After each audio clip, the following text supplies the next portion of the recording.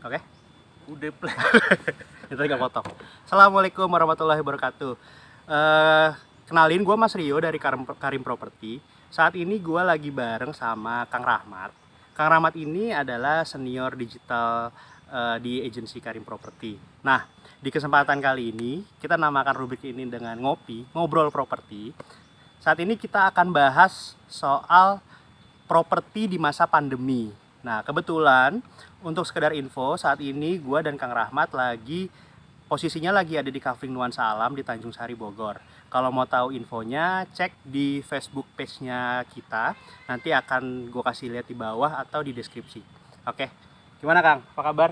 Baik, Kang. Profesor. Siap. Kang, mau nanya nih. Sekarang ini kan lagi masa pandemi ya. Ya, Otomatis hampir semua industri mengalami penurunan. betul. Nah, menurut Kang Rahmat sendiri nih ya, sebagai seorang senior di digital di agensi properti, ada ngaruhnya nggak sih pandemi dengan properti saat ini? Ada. Jadi kalau kita ngelihat banyak iklan-iklan di jalan tol, iklan-iklan di media massa baik cetak maupun digital, kita ngelihat banyak properti itu mulai berpikir ulang bagaimana cara jualan, yang penting ada duit masuk. Jadi sampai ada yang DP aja dulu, masuk aja dulu. Kalau rumah ya, masuk aja dulu, bayar dulu seadanya, masuk dulu ke dalam rumah, cicilnya mulai tahun depan. Yang penting dia dapat bayarnya dulu. Karena dia tahu bayar ini pasti kesulitan ya untuk melakukan pembayaran cicilannya atau segala macam, ataupun duitnya mungkin dipikirkan ulang sama dia mana prioritas yang utama. Karena mungkin kesehatan ya, prioritas utamanya kesehatan. Berbeda dengan di sisi kafling gitu, karena kafling nominalnya lebih murah, yaitu mulai dari 40 jutaan, 50 jutaan orang udah bisa beli kafling. Dan kafling sifatnya lebih ke investasi, bukan untuk ditinggalkan gitu. Makanya ini orang-orang yang tadinya senang traveling, akhirnya dia nggak bisa traveling, dia punya tabungan. Nah, kita ngeliat developer rumah yang besar-besar itu, mereka pun akhirnya jualan kafling, mereka jualan ruko. Akhirnya entar dulu deh rukonya, kita jualan kafling ruko. Coba mereka berputar otak gimana caranya jualan kaflingnya dulu. Nanti mau bangun rukonya 5 tahun lagi, 3 tahun lagi, terserah, yang penting kaflingnya, yang penting ada duit cash masuk. Itu kesulitan developer. Dan tapi yang menarik adalah developer properti kafling ini di Kabupaten Bogor, mereka justru malah panen. Justru malah panen. Di kondisi pandemi seperti ini. Di kondisi pandemi mereka malah sold out. Boleh dikasih tahu nggak tuh apa sih key sukses faktornya? Kunci kesuksesannya apa? Karena kan ini berbanding terbalik sekali dengan piramida kebutuhan ya. Kalau kita tahu kebutuhan di masa pandemi ini otomatis kebutuhan primer, yaitu adalah makanan, lalu juga mungkin pakaian bisa nomor 2 lah ya. Nah, tapi investasi itu kan bisa di nomor sekian. Nah, itu apa nih, Kang? Nah, kalau kita ngelihat berbagai instrumen investasi, maka mungkin yang paling reasonable salah satunya adalah sektor properti. Karena investasi di sektor yang lain mungkin kemarin ada ups and down yang bahkan sampai orang terkaya di Indonesia aja hilang triliunan pada saat yang singkat ya.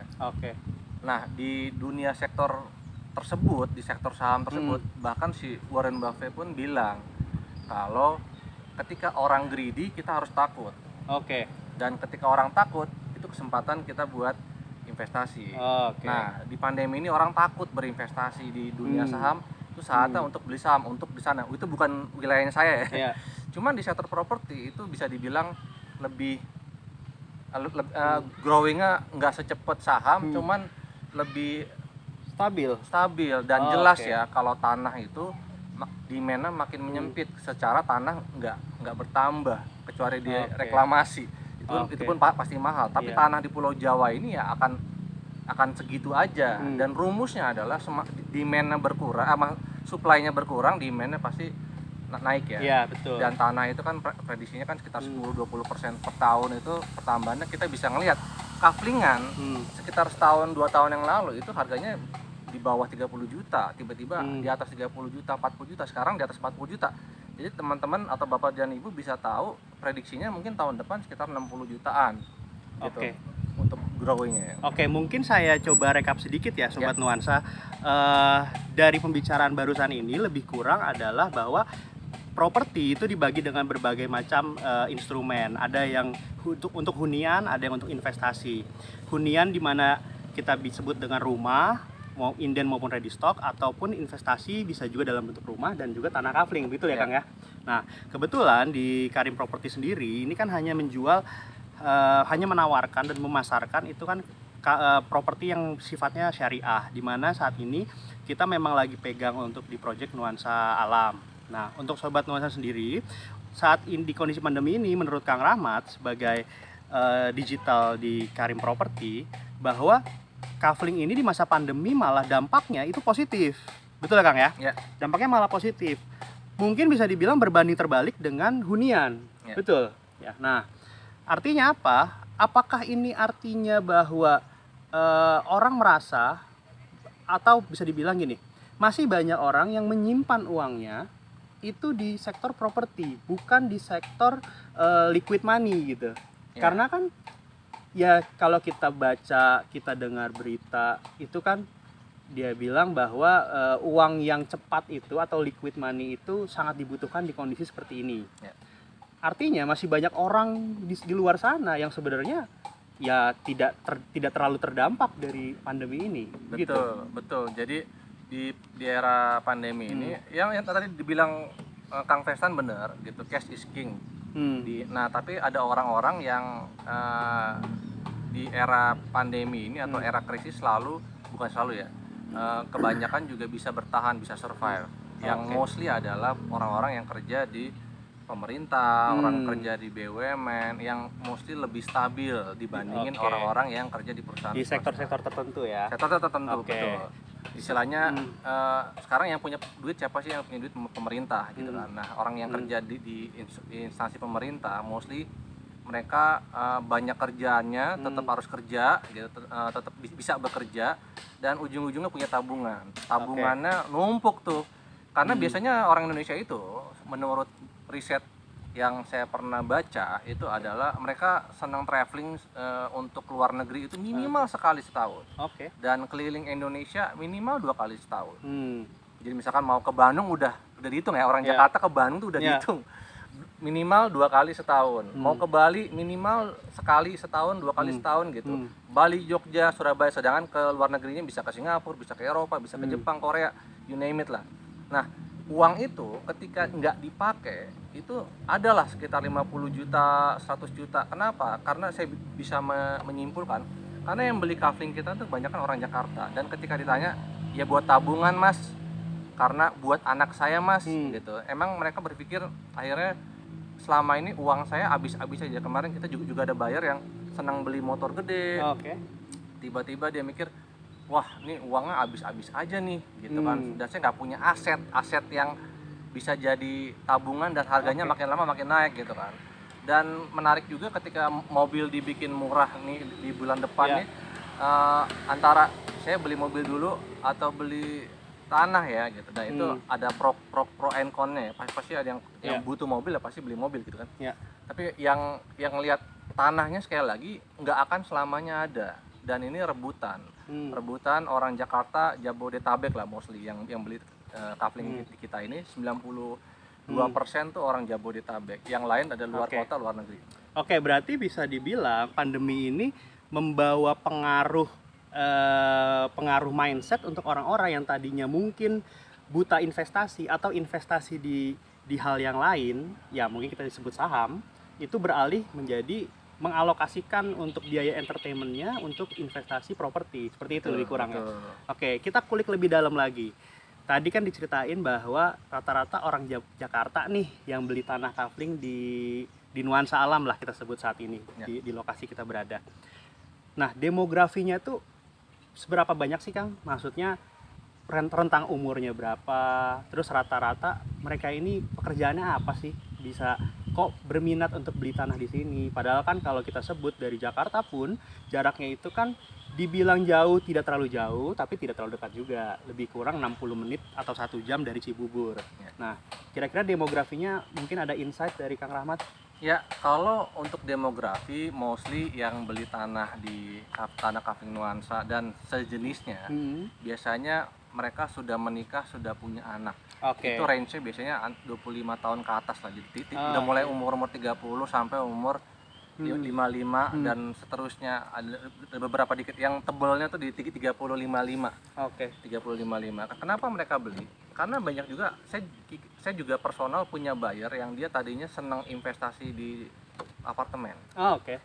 Dipikirnya investasi di apartemen and then tinggal sewain aja, ntar juga rame. Dan ketika kondisi pandemi ini kerasa banget industri pariwisata itu down, itu nggak ada income, bahkan dia hanya boncos istilahnya untuk ngeluarin IPL-nya untuk biaya iuran maintenance per bulannya ya. Terus juga yang perlu teman-teman tahu, saya pernah nemuin di apartemen yang letaknya di Jakarta Pusat yang sangat terkenal sekali namanya.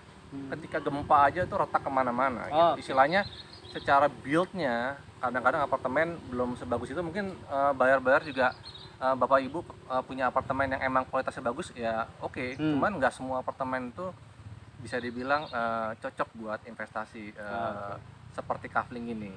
Emang berbeda, tidak bisa apple to apple ya. Ada yang mau passive income dari apartemen disewakan akhirnya dia dapat uang. Tapi sekali lagi apartemen ada umurnya gitu. Sedangkan tanah tanah gitu, maksudnya orang kalau Bapak Ibu punya tanah ya selama tanah itu di dalam sebuah klaster seperti ini ya insya Allah aman, nggak akan didudukin orang. Dan permasalahan dari kenapa beli tanah Kafling bukan tanah sembarang aja, di desa juga banyak tanah. Ya betul. Mau ribuan meter juga bisa beli. Cuman value untuk kenaikan tanah tersebut apa yang bikin tanah tersebut bisa naik? Jalan masuknya masih tanah, nggak dicor, jauh dari jalan desa, listriknya nggak ada, terus tanahnya buat apa? Jadi butuh berapa tahun sampai tanah itu akhirnya mendapatkan value yang tinggi? Apakah nunggu ada akses tol dekat-dekat situ sampai bagaimanapun juga, dan jadi masalah gitu. Jadi punya tanah aja nggak cukup. Harus ada yang ngurusin legalitasnya, harus ada yang tetangganya. Kita punya tetangga, istilahnya kalau kita punya tetangga minimal kita lebih nyaman ya.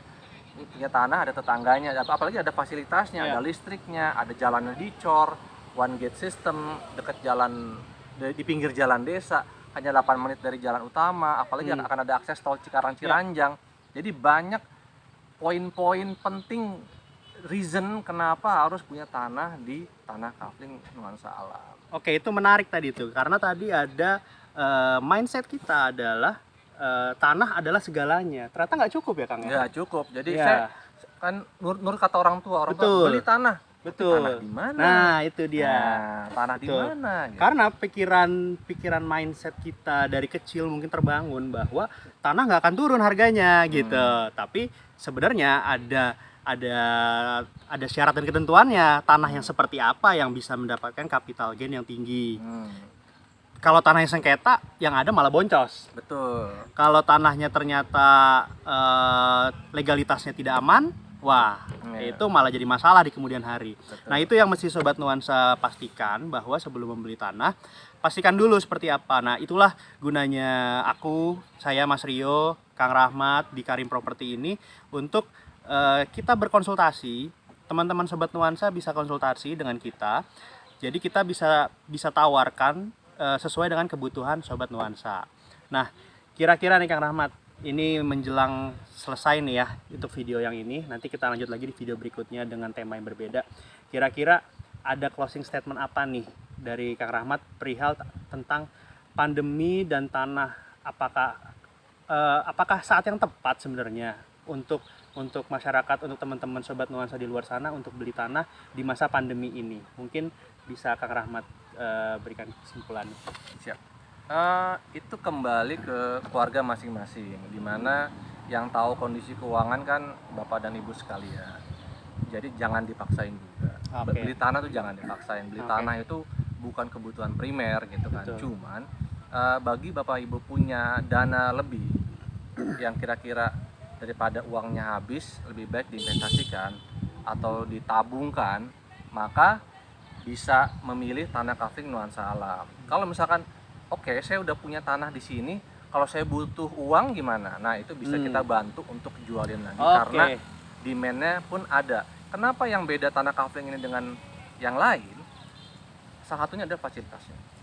Jadi kalau yang lain punya tanah kafling nggak ada fasilitasnya, jadi nggak ada reason buat orang luar bisa main-main ke sini, bisa nikmatin, bukan jadi kawasan wisata gitu. Jadi hanya tanah kafling, that's it. Jadi ada orang mau beli lagi tuh opportunity-nya kecil. Sedangkan di sini kalau anggap aja nih semua sold out, tapi di sini ada coffee shop, ada kolam renang, ada villa bambu penginapan, ada camping ground, di mana kan ada orang luar yang bisa masuk dengan kebutuhan wisata gitu ya, tanpa merusak kafling yang ada gitu, karena emang tujuannya wisata aja, dan dia bisa lumayan juga punya tanah kafling di sini ya, akhirnya dia punya keinginan untuk membeli, dan opportunity itu akan timbul terus. Sedangkan kalau cuma tanah kafling aja nggak ada fasilitas, maka ya nggak akan ada orang luar ke sini, maka nggak akan ada demand yang muncul di sana setelah semua terjual habis. Nah sayangnya kafling yang perluasan saat ini tinggal kurang dari 50 kafling saja, jadi buruan. Ini per tanggal berapa sekarang? Sekarang tanggal 21 Februari itu perluasannya terbatas, itu benar-benar depan gunung, orang mencari pemandangan di kafling. Emang nggak setiap minggu ke sini, walaupun ada yang tinggal di sini setiap minggu dia ke sini, dia bikin saung 2 tingkat. Cuman Bapak dan Ibu mungkin nggak setiap minggu, mungkin sebulan sekali juga enggak. Tapi yang pasti punya tanah di sini, tanahnya dijagain, nggak mungkin diserobot orang dibangun apapun itu. Karena saya punya masalah juga, tanah keluarga saya diserobot orang. Diserobot orang, kita udah punya pohon sengon, tiba-tiba diserobot orang, manfaatin tanahnya, kita mau jual juga susah, dibikin susah lah. Sedangkan kalau di sini tanahnya di dalam klaster, kayak perumahan aja klaster gitu, one gate system, ada yang jagain, mau dijual juga banyak peminatnya, banyak yang nanya, kafling ini dijual nggak, kafling itu dijual nggak, ada nggak kafling yang udah jadi dijual, dan itu nggak ada yang mau jual karena, demandnya tinggi nih gitu. Jadi second hand-nya aja demandnya tinggi gitu, banyak kebutuhan itu, karena dipikir-pikir udaranya sejuk begini, ada banyak pohon, ada pohon durian lagi di sini gitu. Saat ini kita di bawah pohon durian. Kita harus pakai helm nih harusnya. Nah, terus duduk di saung sambil nikmatin gunung juga enak. Apalagi nanti ada coffee shop, mungkin mau pesan makanan Sunda juga bisa di sini. Jadi kita duduk di saung, saya mau pesan makanan Sunda, tolong bawain ke saung saya. Itu pas tuh. Pas, listrik nanti masuk, internet masuk. Jadi udah kita bisa ngeliat bahwa lifestyle 2.0 gitu atau mungkin 4.0 ini adalah kita menikmati alam, jauh dari polusi, jauh dari perkotaan, bukan jauh ya, jauh dari hingar-bingar lah, tapi bisa menikmati internet, air yang bagus, listrik masuk, itu yang penting sih.